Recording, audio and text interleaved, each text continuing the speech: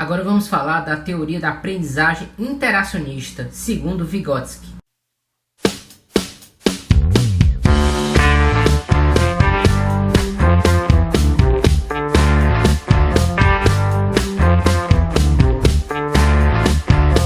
De forma direta, podemos dizer que para Vygotsky é a interação do indivíduo com os outros que vai gerar a aprendizagem, que vai gerar o desenvolvimento. Ele concordava com as etapas ditas por Jean Piaget, mas a diferença fundamental é que para ele, digamos assim, a estruturação mental do indivíduo ela era provocada exatamente pelas situações de interação com a sociedade. Ao contrário de Jean Piaget, que acreditava que era preciso primeiro se formar a estrutura mental para aí sim se adquirir uma nova habilidade. Para Vygotsky, portanto, existiria o oposto. Você desenvolve realmente uma interação e a partir daí se desenvolve as estruturas mentais. Dito de uma forma mais simples, para Vygotsky o fundamental era a interação, que os indivíduos deviam, quando jovens, brincar, interagir, conversar. Nessa interação de cantar, de ser estimulado por jogos em equipe, é assim que se daria a aprendizagem, por interação social. Para Piaget, a interação se dava com objetos, com o meio, enquanto para Vygotsky essa interação seria pessoa a pessoa. E aí vamos falar sobre alguns conceitos que Vygotsky apresenta.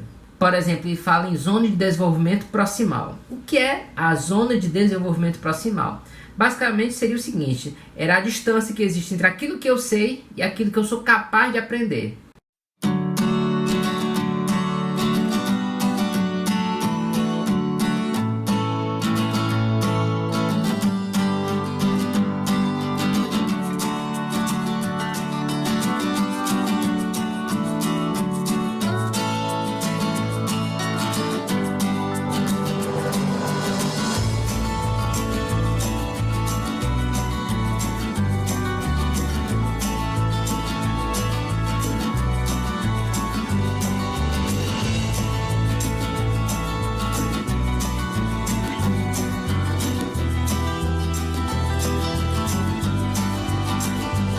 E agora vamos falar sobre a teoria das inteligências múltiplas desenvolvidas por Gardner.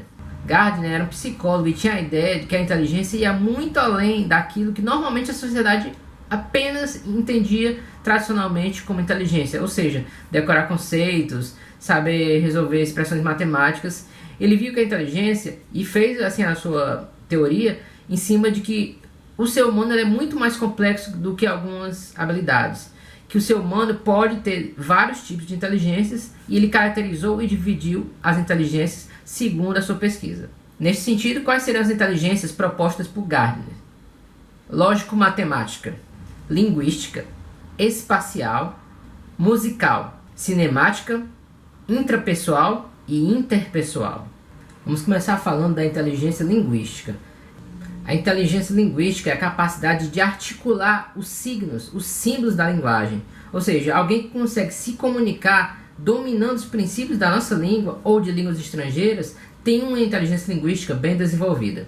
A inteligência lógico-matemática ela está muito ligada então à capacidade de abstração, de ver os processos lógicos, fazer deduções, muito comum da disciplina de matemática, mas não somente a ela. A inteligência espacial é a capacidade de representar graficamente ideias visuais, bem como situar-se no espaço. A inteligência corporal sinestésica, ou só sinestésica, também pode ser chamada assim, é a capacidade do indivíduo dele usar seu próprio corpo para manifestar alguma intenção, sentimentos, ou mesmo usar o próprio corpo para competições, para expressar a sua vontade de realizar ações, entre mentalizar e colocar aquela ação em prática. Inteligência sonora musical é a capacidade do indivíduo dele entender a relação da produção da música, dos diferentes formatos musicais, ter sensibilidade para entender a forma como a música é produzida e os efeitos que ela produz no indivíduo. Já a inteligência interpessoal é a capacidade de perceber e se colocar no lugar do outro, percebendo quando o outro está triste, está alegre, entender realmente aquilo que você diz, qual vai ser a percepção que o outro indivíduo recebe suas palavras, ou aquilo que você faz, qual vai ser a repercussão no sentimento de outra pessoa. E aí, uma opinião bem particular, acho que é a inteligência que mais está faltando hoje em dia, saber nos colocar no lugar do outro. Já a inteligência intrapessoal é a capacidade dos indivíduos eles saberem lidar consigo mesmo. É aquela pessoa que quando fica sozinha não fica triste, que ela gosta também de estar na sua própria companhia, que ela tem ciência das suas habilidades, do que ela precisa se dedicar mais. Enfim, ela tem uma boa relação consigo mesma. Outro tipo de inteligência que nem sempre é citado, mas que a gente vai destacar aqui, é a inteligência naturalista, que seria a capacidade do indivíduo de reconhecer as diferentes espécies que existem e ter, digamos, a habilidade para classificá-las. Não é preciso que uma pessoa tenha a habilidade de classificar todas as plantas e animais, mas que ele tenha aquela habilidade de perceber o que é que varia de um indivíduo para outro. Por exemplo, ele pega duas aves, ele tem a sensibilidade de perceber as pequenas variações que existem de um indivíduo para outro. Essa seria a inteligência naturalista, a capacidade de você perceber as pequenas diferenças. Essa é a inteligência naturalista, que é a capacidade de perceber pequenas diferenças para poder permitir uma classificação biológica. Apresentamos também a inteligência existencial, que é aquele indivíduo que consegue se perceber enquanto um elemento do imenso cosmos. Ele tem consciência de que as ações dele são pequenas diante da imensidão do universo, que ele sabe que tudo está interligado, que somos um complexo sistema do qual o ser humano é um componente, não mais importante, nem um inferior, mas também um componente desse imenso cosmos.